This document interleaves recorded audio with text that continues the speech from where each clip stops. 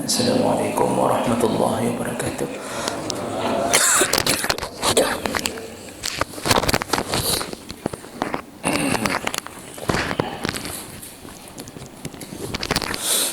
Alhamdulillahirabbil alamin.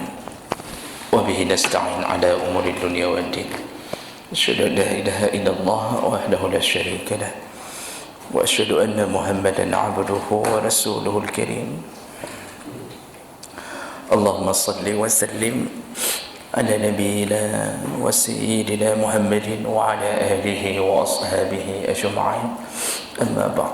Rabbi shrah li sadri wa yassir li amri wa hlul 'uqdatam min lisani yafqahu qawli. Segala puji bagi Allah, kemudian salawat dan salam kepada Rasulullah, kepada keluarga dan seluruh sahabat-sahabatnya. Bapak-bapak dan ibu-ibu jemaah salat subuh yang Allah muliakan, insya-Allah kita akan kembali menyambung pelajaran kita setelah terhenti 2 minggu. Terakhir kita sudah membahas tentang seputar azan dan iqamah. Jadi azan dan iqamah bahagian daripada sunnah salat. Dan kita sudah bahas juga tentang syarat-syarat menjadi muazzin, sunnah-sunnah menjadi muazzin. Jadi muazzin itu tidak bisa sembarangan orang, dia ada hal-hal yang harus dijaga. Termasuk yang paling kuat adalah muazzin itu harus orang yang berakhlak, orang yang dianggap baik oleh Allah dan manusia. Jadi azan bukan tempat untuk latihan azan.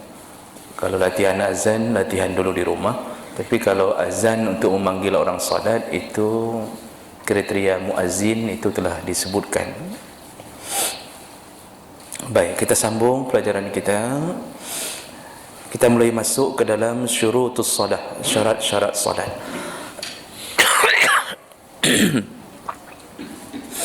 Baik, syarat-syarat salat itu ada dibagi 2 perkara. Ada syarat wajib salat, ada syarat sahnya salat.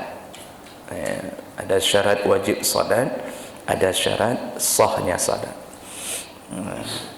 Tapi sebelum itu hendaknya kita mengetahui lebih dahulu syarat itu apa. Jadi syarat itu dari sisi bahasa bermakna al-alamah, iaitu tanda.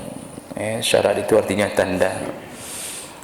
Di sisi syariat, syarat itu adalah ma yatawaqqafu alaihi wujudus syai' wa kana kharijan an haqiqatihi aw mahiyatihi. Syarat itu sesuatu yang menyebabkan adanya sesuatu.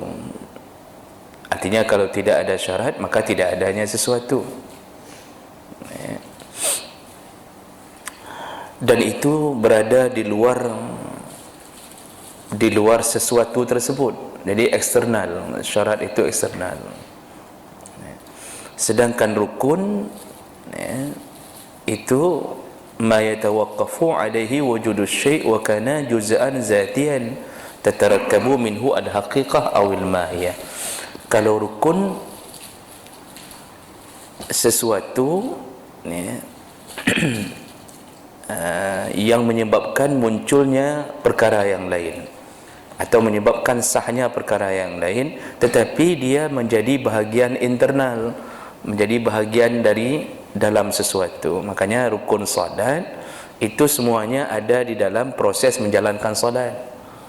Tapi kalau syarat sebelum menjalankan salat itu ada syarat duluan. Jadi syarat itu eksternal, rukun internal. Baik. Berikutnya kita lihat dulu syarat yang pertama, iaitu syarat wajibnya salat.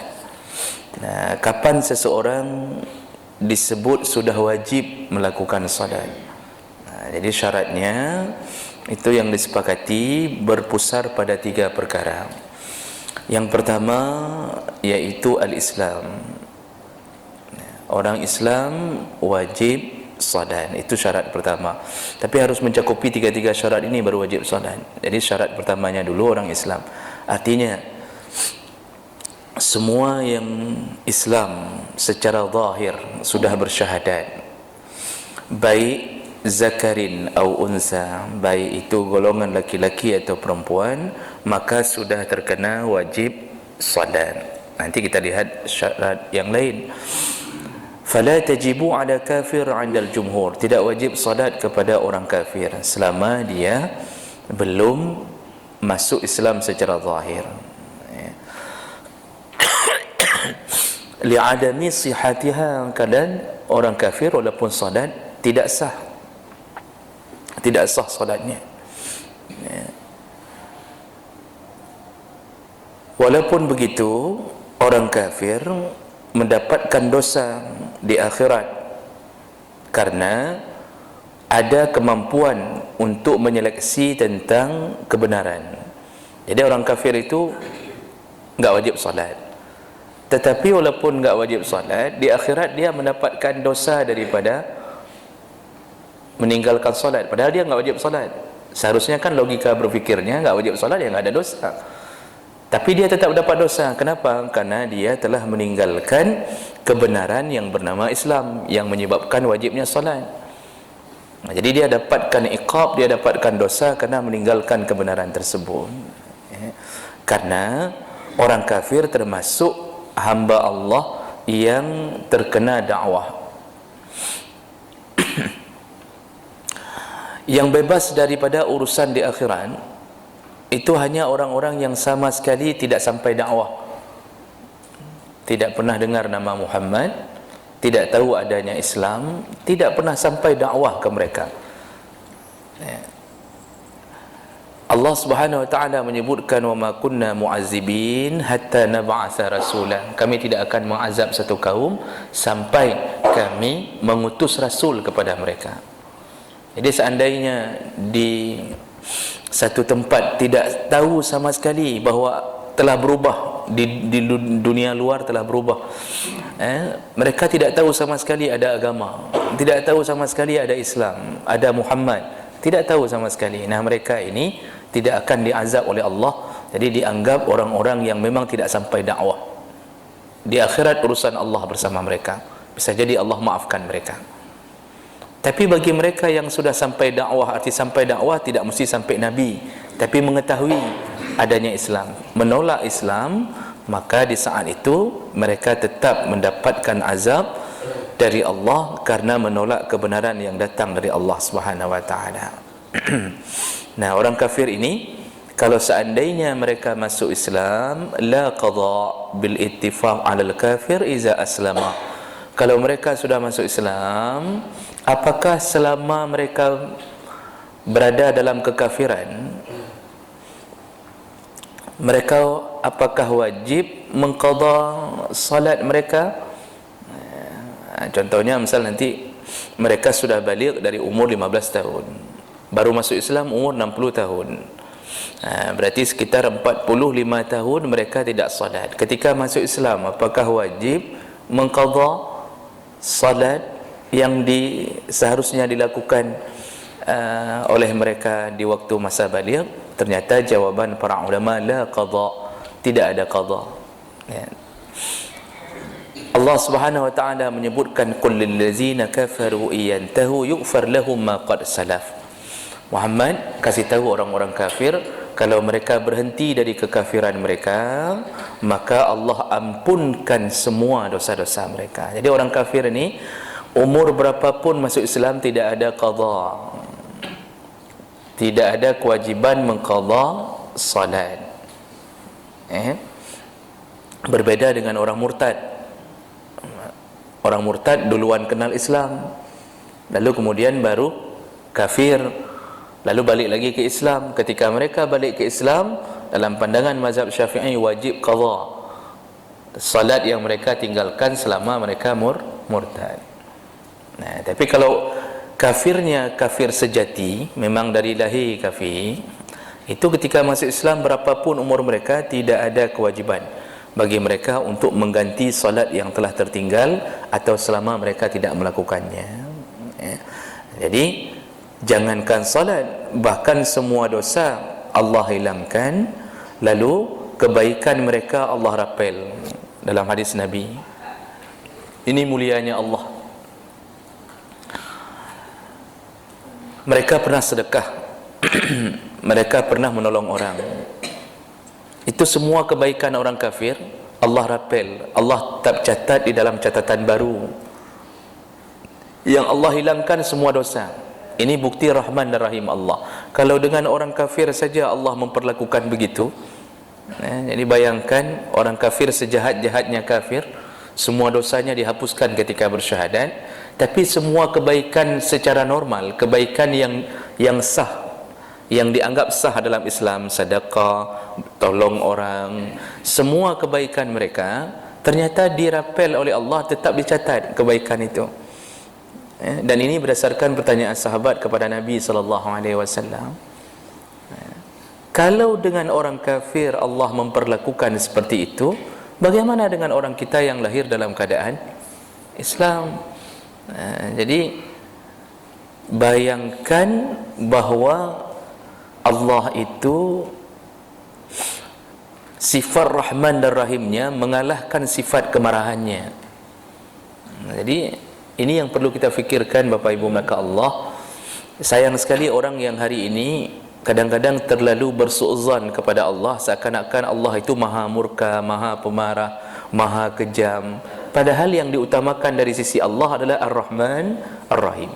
Dengan orang kafir saja begitu Allah perlakukan, dihapus semua dosanya, kebaikannya dirapel, apalagi dengan kita yang selama ini melakukan sekecil apapun kebaikan. Kita mengambil duri atau membuang duri dari satu tempat agar tidak terkena kaum muslimin, itu pun bisa menjadi alasan bagi Allah untuk memasukkan kita ke dalam surga.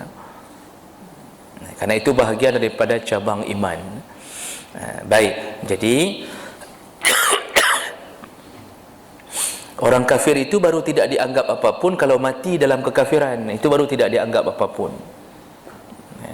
Sebelum mati dalam kekafiran, mereka tetap di dalam apa istilahnya, di dalam pertimbangan Allah. Ini kalau seandainya masuk Islam seminggu sebelum mati, maka beruntunglah mereka.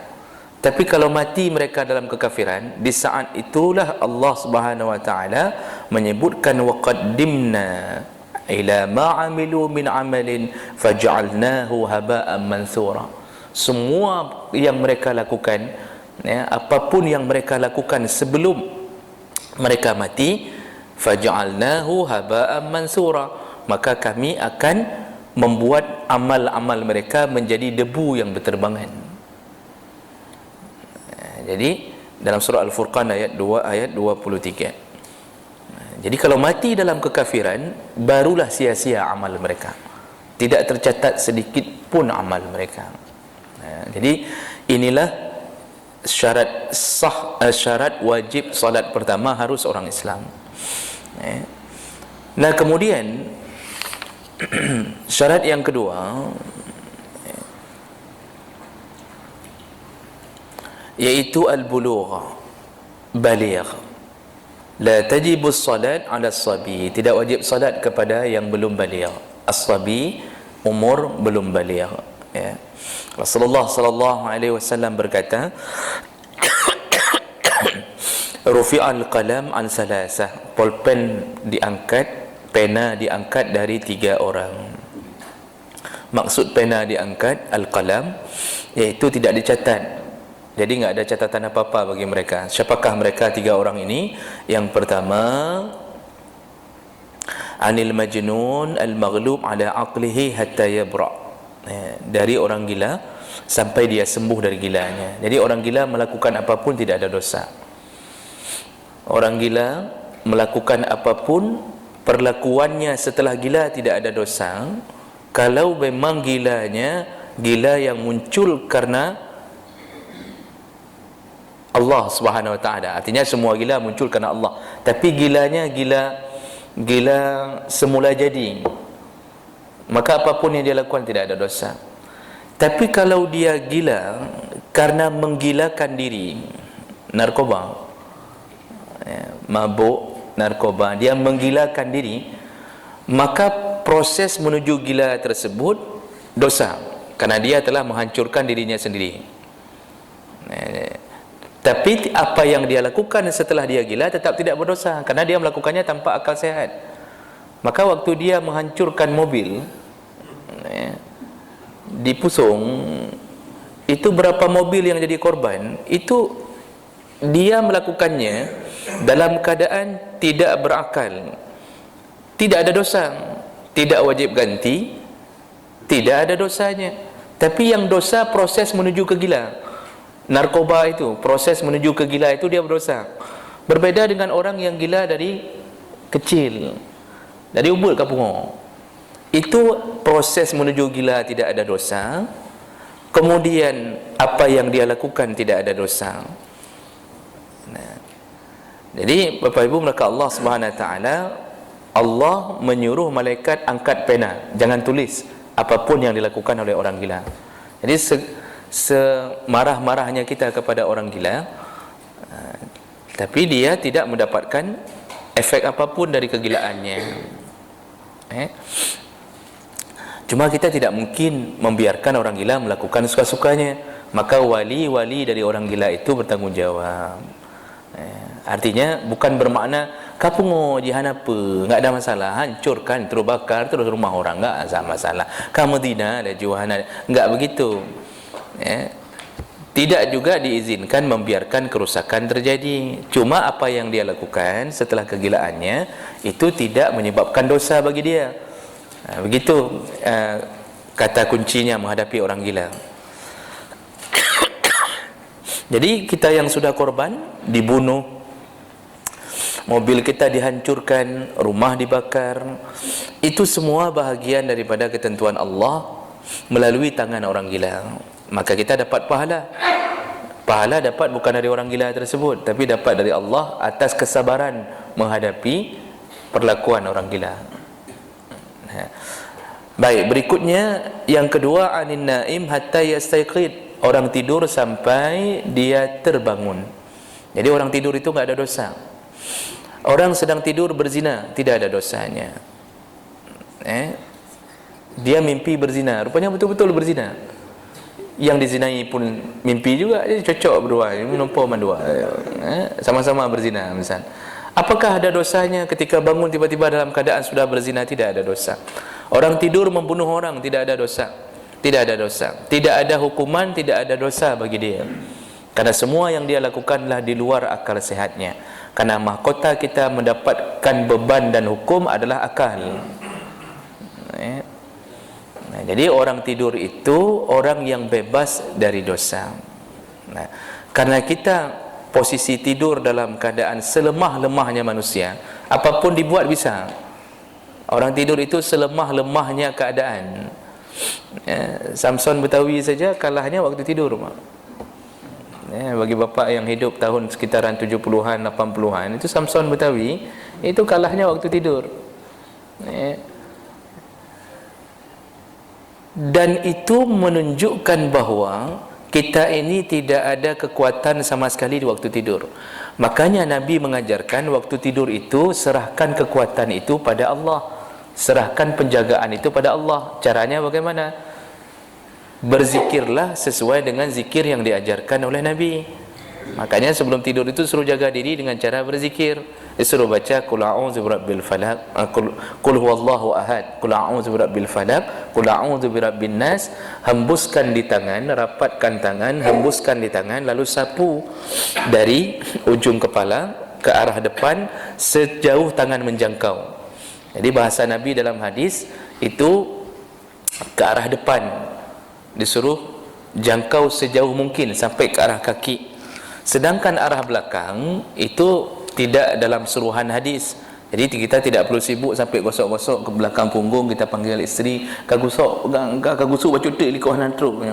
Ini samping ni itu enggak perlu sampai begitu. Nah, kapan dilakukan itu? Bukan setelah membaringkan diri, tapi waktu mau membaringkan diri. Duduk di atas kasur lalu baca doa itu disuruh ulang 3 kali dalam hadis. Orang yang membaca doa ini maka dia berada dalam penjagaan Allah dengan cara dikirimkan malaikat. Sihir tidak tembus. Kejahatan manusia insya-Allah terjaga dengan urusan seperti ini kecuali izin Allah Subhanahu wa taala. Nah, ini untuk menjaga posisi diri kita dalam keadaan selemah-lemahnya orang.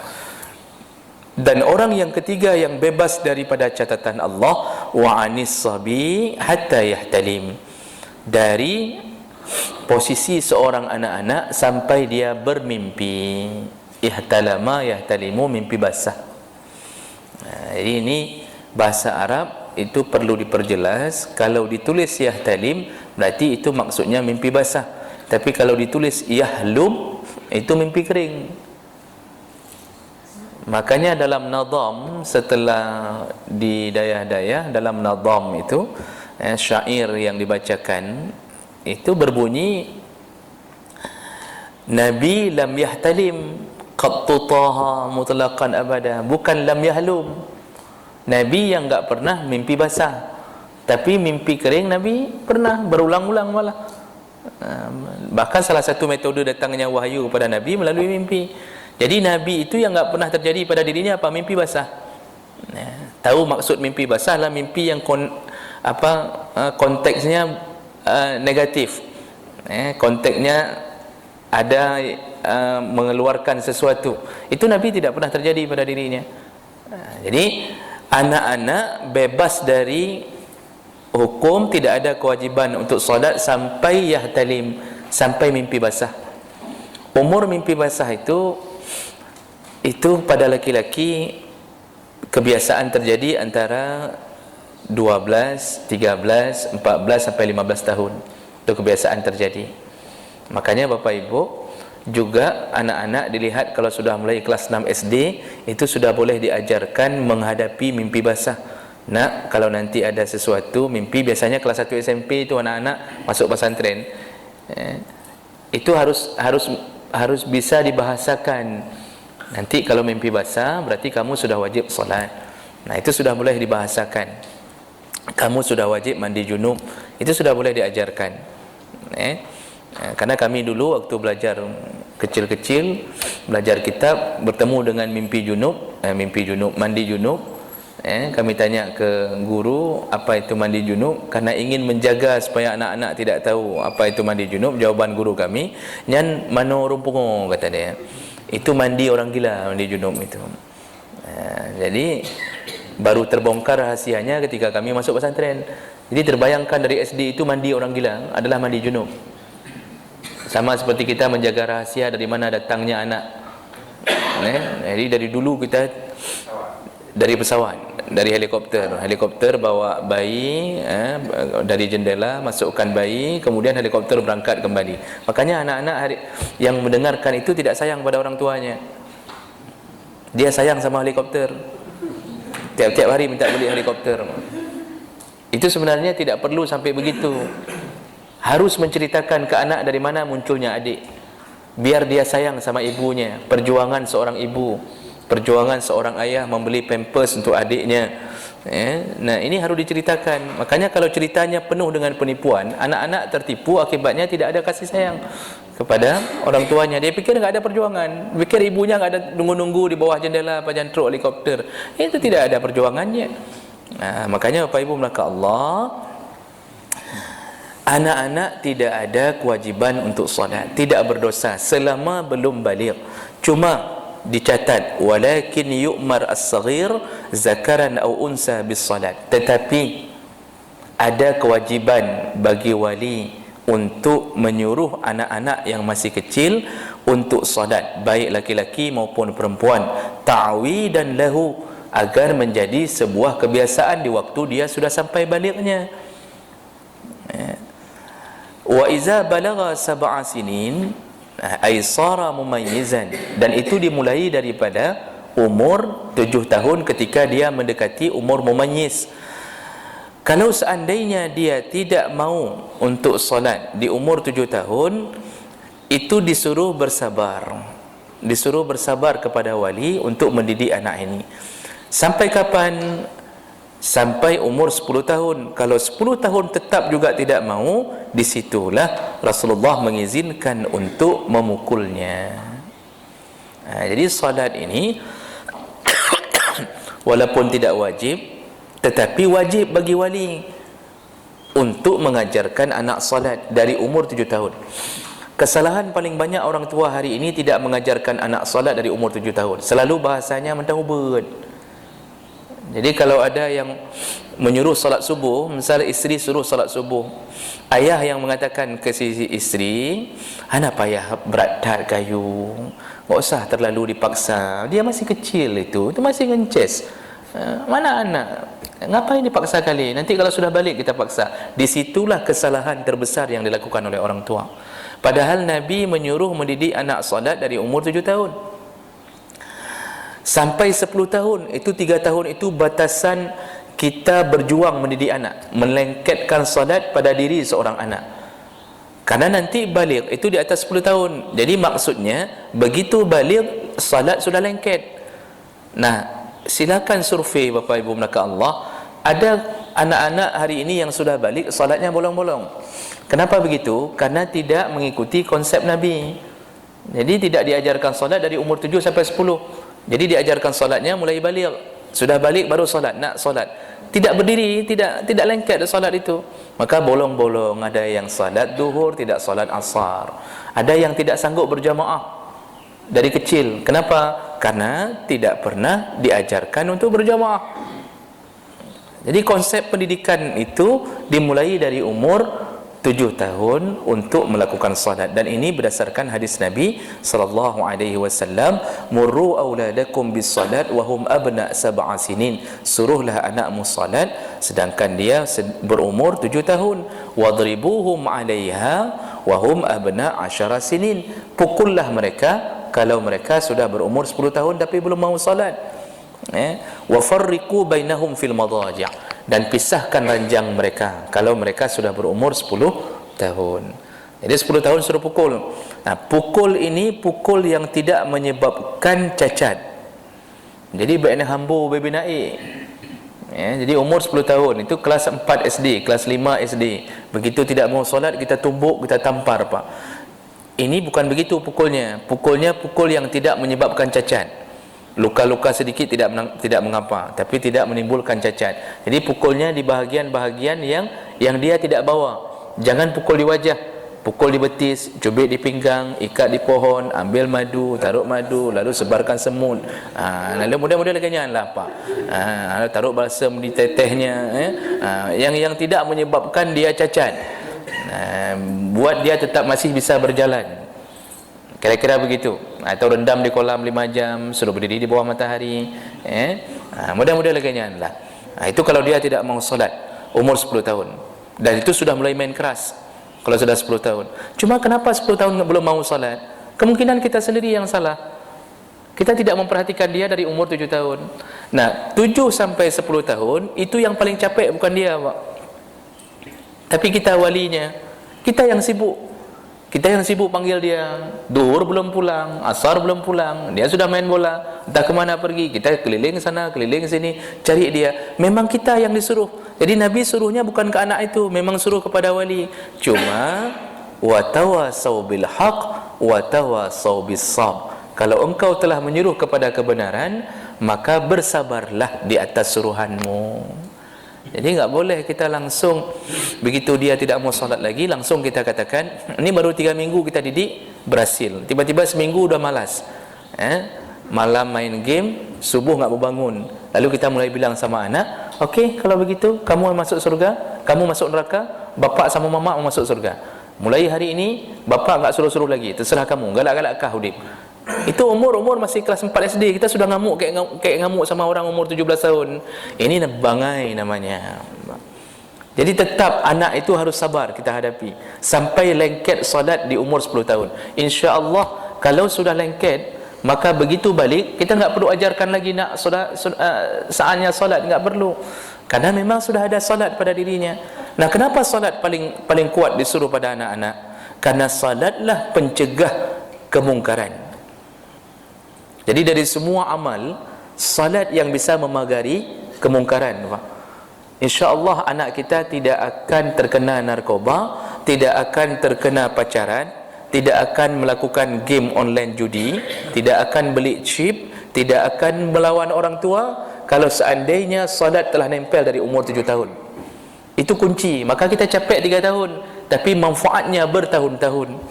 Tapi rata-rata anak yang tidak dididik oleh orang tuanya solat dari kecil, itu rata-rata hancur, Pak. Makanya bapa yang punya anak umur-umur mau balik ini, itu lihat-lihat anak. Jadi jangan istilahnya setelah dia berada di umur balik kita lepaskan dia suka-suka.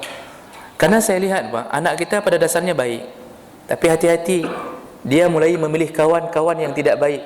Kerjanya dengan motor, membulak-balik, memutar-putar komplek. Itu hanya dengan motor saja. Itu salat tidak, semua tidak. Kerjanya duduk sana, di mana ada wifi, berkumpul-kumpul. Ini yang fakta terjadi di lapangan. Gara-gara berkawan dengan anak yang tidak baik, dia mulai berubah menjadi tidak baik. Dulu nampaknya lembut. Kenapa itu terjadi? Kita tidak ada saringan. Yang penting dia bisa keluar rumah, nggak ganggu kita. Karena kita pun sedang main game, dia nggak ganggu kita, kita aman. Kata bit ho kajak juga dia mulai pilih kawan yang salah, yang tidak solat, maka hancurlah anak kita. Maka Bapak Ibu yang dimuliakan Allah Subhanahu wa taala, satu lagi pesan Nabi, wa farriquhum 'anil madaji'. Kalau sudah berumur 10 tahun, maka pisahkan ranjang. Maka hati-hati, Nabi mengetahui hikmah. 10 tahun anak-anak disuruh pisahkan ranjang.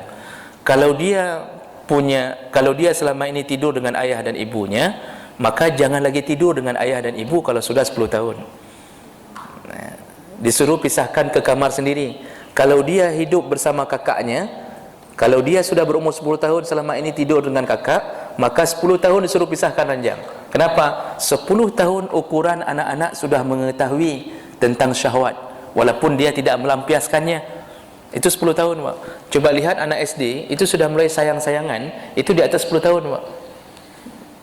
Kita masih untung hidup di sini. Di daerah-daerah luar sana, itu pacaran umur SD, apalagi dengan WA. Itu bicaranya abi umi, Pak. Umur 10 tahun. Kalau depan kan. Kencing belum lurus tapi WA abi umi.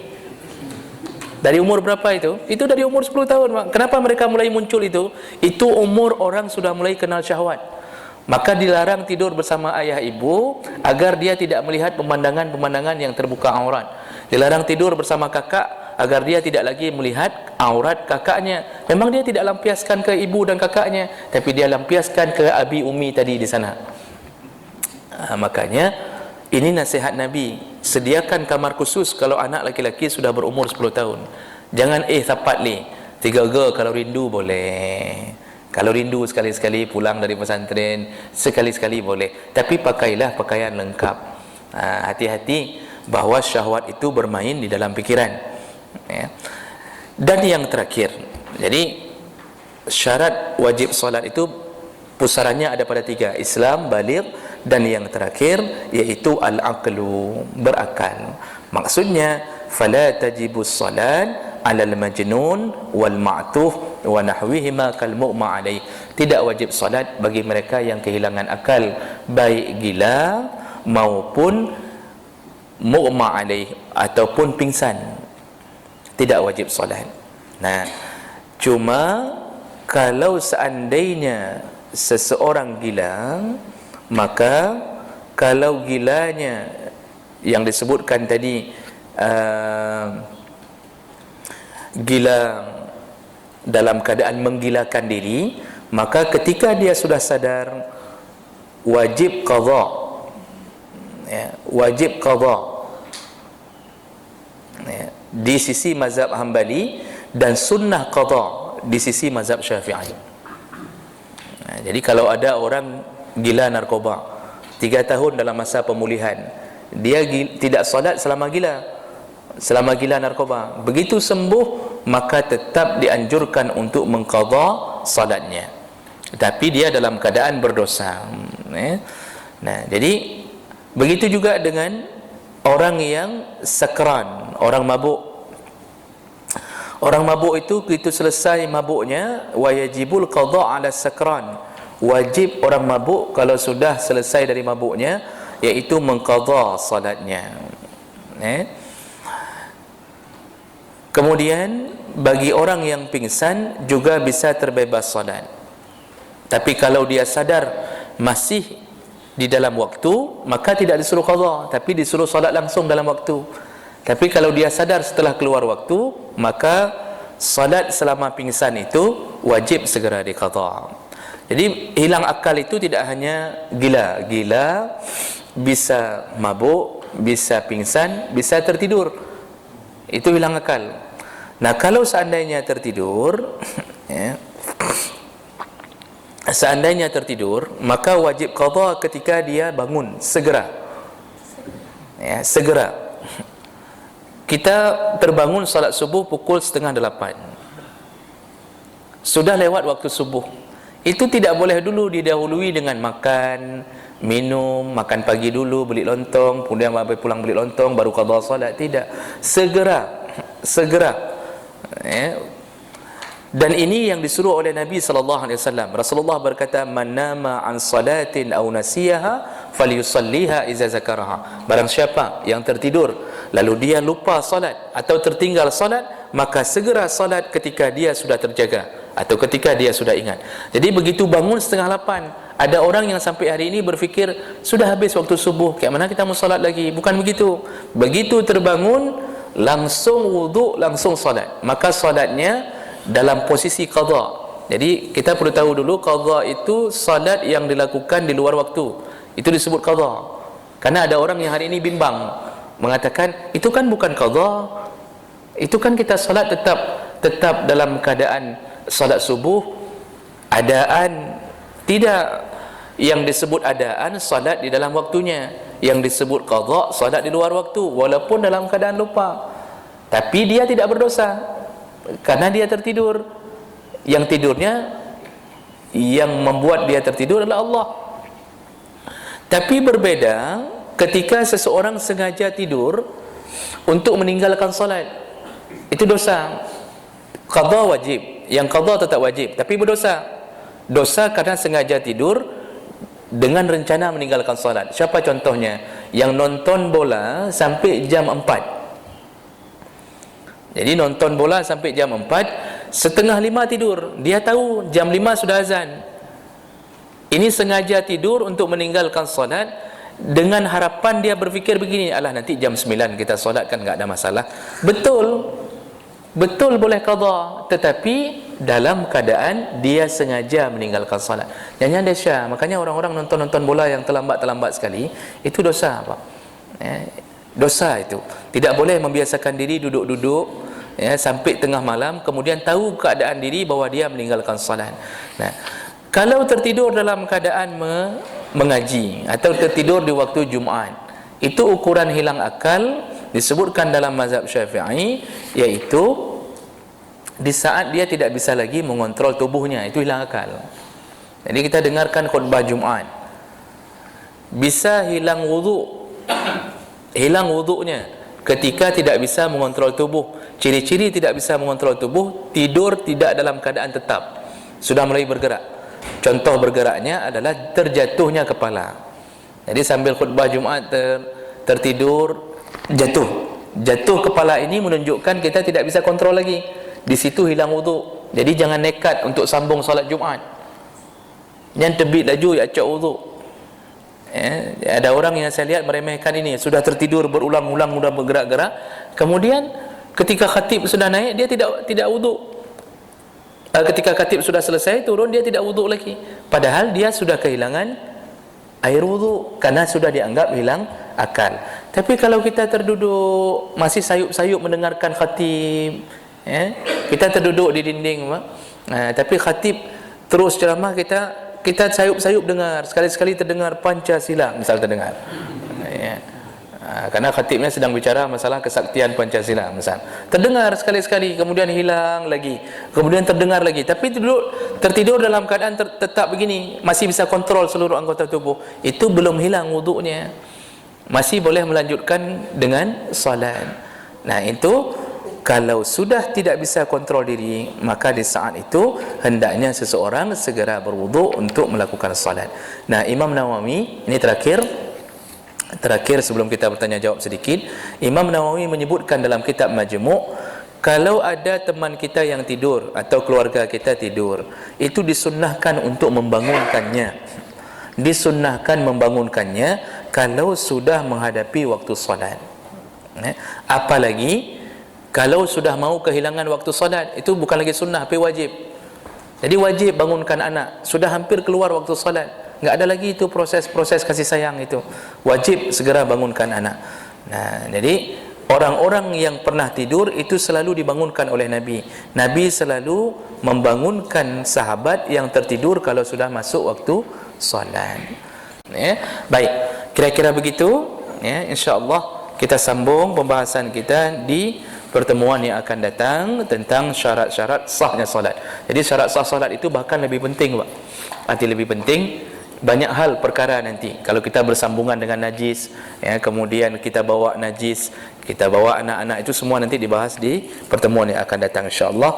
Kita tutup dengan kafarah majlis. Subhanakallahumma bihamdik asyhadu an la ilaha illa anta astaghfiruka wa atubu ilaik. Wassalamualaikum warahmatullahi wabarakatuh.